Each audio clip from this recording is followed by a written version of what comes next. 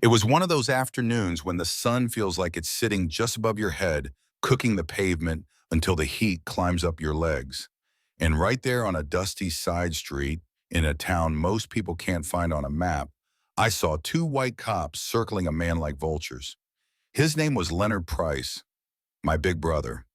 He was leaning against the hood of his beat-up blue sedan, hands out where they could see them, not saying a word.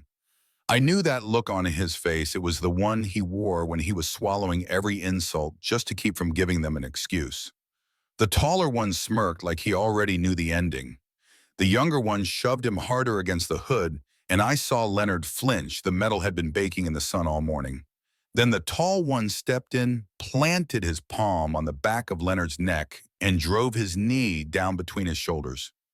There was this sound, God, I can still hear it, like a branch snapping clean. Leonard's legs just stopped. He gasped, once clawed at the hood, and then his knees buckled. The two of them stood over him like they'd just taken down some kind of threat, not a man walking home from the diner. And then, like it was nothing, they walked away. By the time I made it to the hospital, the smell of antiseptic hit me before I even saw him. Leonard was flat on his back, tubes snaking into his arms, eyes half closed. The doctor talked in words I couldn't feel: spinal fracture, paralysis, permanent. But all I heard was the end of his running, the end of him working on cars in the driveway, the end of the man I knew as my brother, who couldn't sit still for 5 minutes. I sat beside his bed, elbows on my knees, not sure if I was going to break down or break something. Then Leonard's voice came, barely more than a whisper. Don't let them take the red. He didn't just mean his body. He meant his dignity. And that was the moment something in me shifted. I'd walked away from fighting years ago, back when my hands could drop men twice my size in the ring. But I knew the law here. It wasn't made for men like us. Waiting for justice was like waiting for rain in the desert. You dry out before it came. So I went home, pulled the old duffel bag from under the bed and opened it. There they were, my hand wraps, the same ones from my last fight.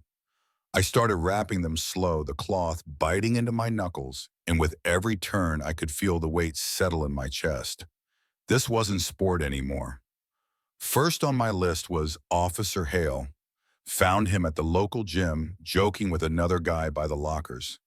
When the other man left, I followed Hale into the locker room. He was bent over his gym bag when my shadow fell over him. You need something, he said without looking up. Just a moment of your time, I replied. He turned to saw my face and smirked. You're Leonard Price's brother, ain't you? You remember what you did to him. My voice stayed calm, steady. His smirk barely had time to fade before my arm was around his neck, the hold locking in clean. There was no screaming, no struggle worth mentioning, just a sharp, wet pop as his body went limp. I eased him down like a man setting a heavy box on the floor. Then I walked out past the treadmills, past the music thumping in the air, out into the sun like I just finished a workout. Next was Officer Kramer. I caught him outside the diner laughing too loud, leaning on his cruiser. I trailed him into an alley where the shade swallowed us both. You don't remember me, do you? I asked. He turned, squinting. Should I? You should. My hand was in the back of his neck. Before he could blink, his face hitting brick, hard enough to knock the air out of him. You remember Leonard now, I whispered. He tried to talk, but all that came out was a stutter of breath. My arm looped around his throat, the other locking it in place. His legs kicked once, twice, then nothing. I set him down against the wall, almost peaceful, like he'd just sat there to rest. Officer Weller liked to fish. I found him at the dock, the water glowing orange in the sunset.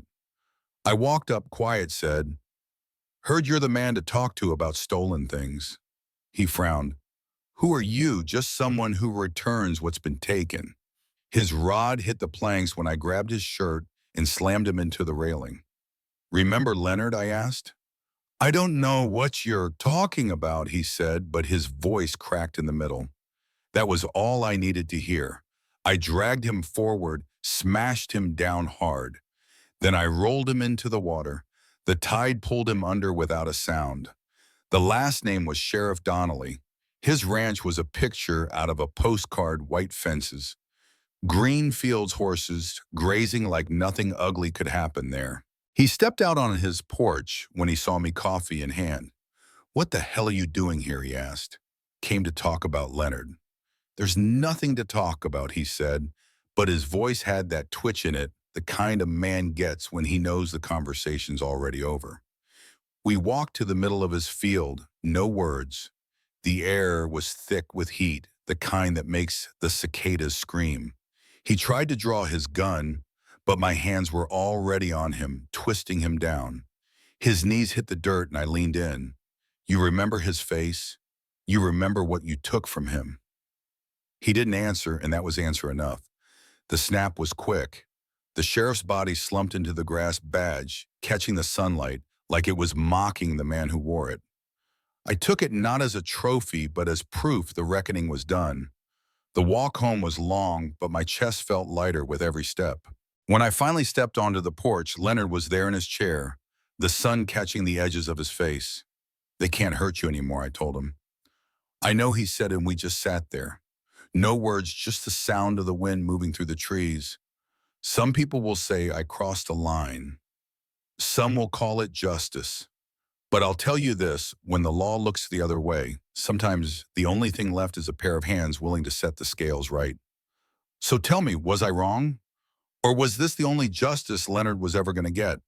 Drop your thoughts below, because I've heard every argument there is, and I want to know if it was your brother. What would you have done?